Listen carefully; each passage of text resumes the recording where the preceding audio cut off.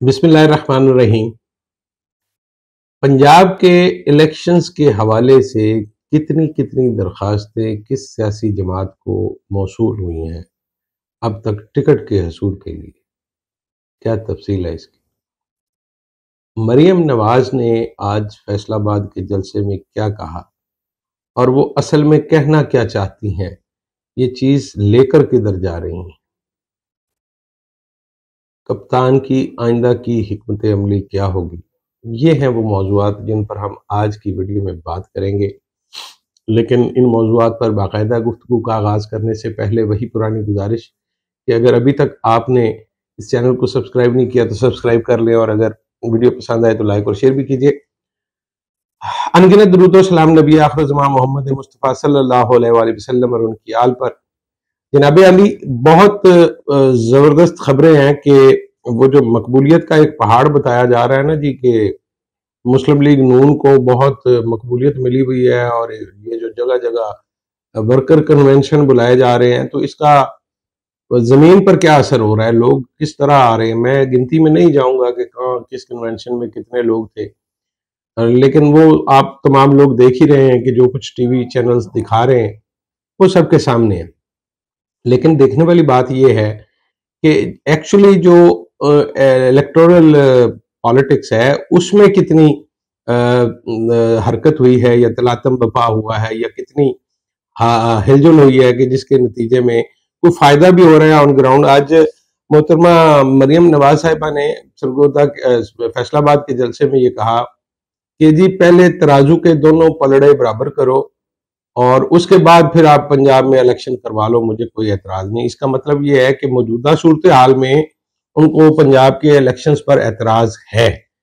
और ये जो एतराज है उसका जो अमली सूरत है वो अभी आपको कभी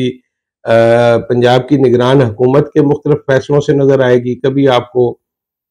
ये पता चलेगा कि इसमें वजारत खजाना जो वफाक की है वो पैसे जारी नहीं कर रही, कभी आपको पता चलेगा कि सिक्योरिटी के लिए इतने बंदे मांगे हैं तो उसमें भी प्रॉब्लम आ रही है, और उसके अपॉइंटमेंट के लिए भी मसाइल सामने आ रहे हैं। तो ये बेसिकली उसी की अमली सूरत है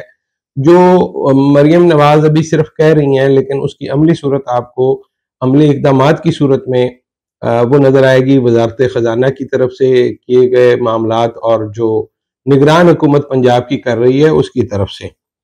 बहुत सूरत हाल अजीबो गरीब है। मकबूलियत ऐसी है कि जिसका कोई मुकाबला नहीं किया जा सकता। इमरान की मकबूलियत इस वक्त अपने अरूज पे है और हर गुजरने वाला दिन हम ये समझते थे कि शायद अभी बस हो गई है, इससे आगे नहीं जाएगा मकबूलियत का ग्राफ, इस यहाँ से नीचे आना शुरू हो जाएगा। बतौर सियासी तजियाकार हम रोज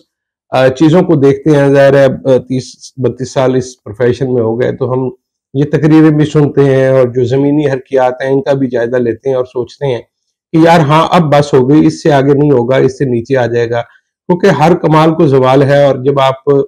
मकबूलियत की पहाड़ी पर चढ़ते हैं तो आपको अंदाजा होना चाहिए कि वो पहाड़ी की एक चोटी है और उस चोटी से आपने नीचे भी उतरना है। तो इमरान खान के हवाले से अभी तक जितने माजी के फार्मूले हैं वो काम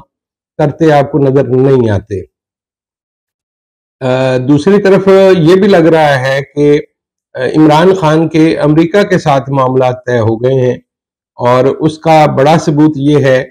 कि जो जिले शाह की शहादत है, अनफॉर्चुनेट वाकया है पाकिस्तान की सियासी तारीख का, उस पे आपको अक़वाम मुत्तहिदा की तरफ से और दफ्तर खारजा अमेरिका की तरफ से अगर रिएक्शन नजर आता है तो इसका मतलब ये है कि वो साफ सुथरी बात ये थी कि वो कह देते कि ये पाकिस्तान का इंटरनल मामला है, वहां पे जो हो रहा है वो खुद पाकिस्तान के लोग देखेंगे और पाकिस्तान, लेकिन उनके जो तहफ़्फ़ुज़ात हैं वो ये बताते हैं कि अमेरिका के हवाले से भी चीजें जो हैं वो कुछ ना कुछ इमरान खान के साथ मामला हो गए हैं, जिसके नतीजे में जो पिछली रात जिसके हवाले से हमने बात की थी कि इमरान खान की तकरीबन गिरफ्तारी तय थी और ये लगता ही था कि आज इमरान खान को नहीं छोड़ेंगे। जिस तरह से पूरा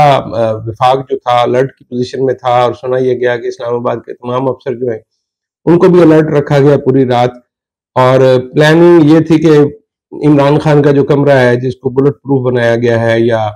एक बंकर की सी शक्ल दे दी गई है, तो शायद उस बंकर को भी तोड़ दिया जाएगा और अगर उस पर कोई بم بھی مارنا پڑے تو شاید ہم بم بھی مار دیں گے، اور اگر کوئی ایک دو چار بندے گرانے بھی پڑے تو گرا دیں گے. تو ایسا کیا ہوا اس رات کے جس نے ان کو پیچھے ہٹنے پر مجبور کیا؟ تو یہ چیزیں جو ہیں وہ کہیں نہ کہیں سے انفلوئنس ہو رہا ہے. میرا اپنا اندازہ یہ تھا کہ شاید آصف علی زرداری صاحب چونکہ سیاسی حرکیات کے بہت ماہر ہیں، اور ان کو یہ پتا تھا کہ اس طرح کی حرکت تو عمران خان کو الٹا ایک ایسی طاقت بنا دے گی، سیاسی طور پر اتنا فائدہ دے گی کہ شاید جس کا خود عمران خان بھی تصور نہیں کر سکتے کہ آپ ان کے گھر پر حملہ آور ہوں، وہاں سے ان کو اٹھا کر لے جائیں، وہاں سے پھر آپ ان کو بلوچستان شفٹ کریں. تو جو آدمی آج آپ کو عمران خان کے ساتھ نظر نہیں بھی آ رہا تو وہ بھی آپ کو اس کے ساتھ نظر آئے گا. لیکن آصف علی زرداری کی مداخلت ہونی چاہیے تھی، تو پھر اس میں تھوڑا بہت اس کا اثر جو ہے وہ نگران وزیر اعلیٰ پنجاب محسن نقوی صاحب جو ہیں ان کے اعمال سے بھی نظر آنا چاہیے تھا، چونکہ بظاہراً وہ آصف علی زرداری صاحب کی ریکمنڈیشن پر یہاں اس پوزیشن میں آئے ہیں، اور شاید اس میں کسی حد تک اسٹیبلشمنٹ کی طرف سے بھی آشیرواد حاصل ہے. لیکن یہ چیزیں اتنی سادہ نہیں ہیں، چونکہ پنجاب کی نگران حکومت جو کچھ کرتی ہوئی نظر آ رہی ہے اس سے کہیں پہ بھی یہ نہیں لگتا کہ چیزیں جو ہیں وہ آصف علی زرداری ان پر اثر انداز ہو رہے ہیں. آصف علی زرداری صاحب جو ہیں وہ یقیناً چیزوں کو دیکھ رہے ہیں، اور ان کے بارے میں یہ کہا جاتا ہے کہ وہ جی سیاست کے امام ہیں. تو میں یہ سمجھتا ہوں کہ وہ واقعی ایک شروڈ پالیٹیشین ہے پاکستان کے، اور کسی بھی دوسرے آدمی سے زیادہ ان کو اسٹیبلشمنٹ کے ساتھ ڈیلنگ کا بھی پتہ ہے، اور ان کو معاملات کا بھی پتہ ہے کہ کس طرح سے چیزیں چلتی ہیں، اور کس معاملے کا کس قدم کا کیا مطلب لیا جاتا ہے اور اس کو کیسے نگیٹ کیا جاتا ہے. تو یہ کوئی زیادہ بعید قیاس بات نہیں لگتی. لیکن یہ جو ریسنٹ پاسٹ میں جو پیش رفت ہوئی ہے اس سے لگتا یہ ہے کہ اس میں صرف لوکل لوگوں کا اثر و رسوخ تو ہے ہی ہے، لیکن اس میں کوئی انٹرنیشنل لیول پر بھی کہیں نہ کہیں کوئی صورتحال نظر آتی ہے. عمران خان کی جو ہمشیرہ ہیں ان کی 2 دفعہ ملاقات ہوئی ہے امریکی سفیر سے، تو اس کو بھی اگر آپ بیک گراؤنڈ میں رکھیں ذہن میں کہ امریکی صورتحال کو کس طرح سے دیکھ رہے ہیں، اور پھر جس طرح سے میں نے آپ کو بتایا کہ نیو یارک اور واشنگٹن میں جو رد عمل سامنے آیا ہے وہ بھی بتاتا ہے کہ کہیں نہ کہیں کچھ نہ کچھ ایسا ہے جو ابھی سامنے نہیں آ رہا، لیکن یہ بھی کبھی نہ کبھی سامنے آئے گا. پنجاب کی جو صوبائی اسمبلی کے ٹکٹوں کے حوالے سے ابھی تک کی اطلاعات ہیں وہ میں آپ کے سامنے رکھ دیتا ہوں کہ جو 340 کے قریب حلقے ہیں جی پنجاب اسمبلی کے، تو 340 حلقوں کے لیے پاکستان پیپلز پارٹی کو جو اب تک جو درخواستیں موصول ہوئی ہیں وہ 100 کے لگ بھگ ہے، 120 22 25 یہ نمبر ہے ابھی تک کا. اور ابھی چونکہ اس میں ٹائم پڑا ہے تو ہو سکتا ہے کچھ درخواستیں اور بھی آ جائیں، لیکن یہ ایک انیشل نمبر ہے جو آپ کو یہ آئیڈیا یہ پتہ لگانے میں مدد دے گا کہ یہ کہاں تک جا سکتا ہے. اس کے بعد اگر ہم آتے ہیں پاکستان مسلم لیگ نون، جس کا 35 سال بلا شرکت غیر پنجاب پر حکومت رہی ہے. بلا شرکت غیر اس لیے کہہ رہا ہوں کہ چونکہ پنجاب کی بیوروکریسی بھی جس طرح سے وہ لوگ چلاتے رہے ہیں، اور اگر وہ کسی دور میں بیچ میں اپوزیشن میں بھی گئے